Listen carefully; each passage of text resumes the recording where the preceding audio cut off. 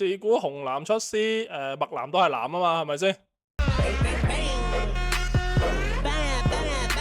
？Hello everybody，今日我哋玩呢個喜玩社嘅1020蒼藍之威進赤鎏金啊！咁啊呢次產品直接喺零件上面噴咗燒光啊，所以質感上面就會有提升嘅。咁啊但係有得啊有失啦，咁啊燒光厚咗一層，組合度肯定就要偏緊啲噶啦，所以最好啊上下刑具咁啦。咁啊然後就係咧噴射孔咧做咗一個灼燒漸變嘅塗裝嘅，咁啊質感馬上就跳晒出嚟啦。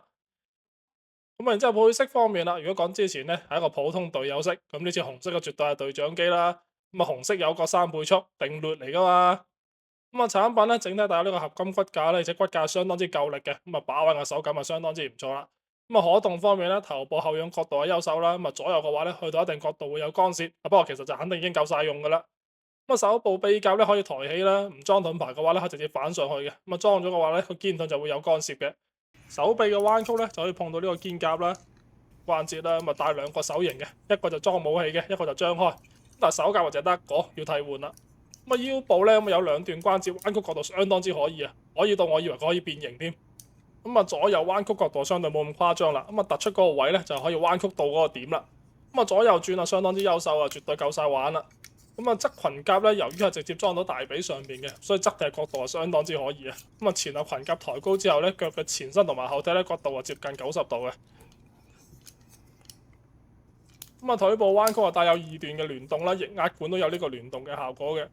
如果掌嘅左右轉咧係會有阻力嘅，但係都可以轉到過去。咁啊左右彎嘅時候咧，頂到後踭咧個零件就到底㗎啦。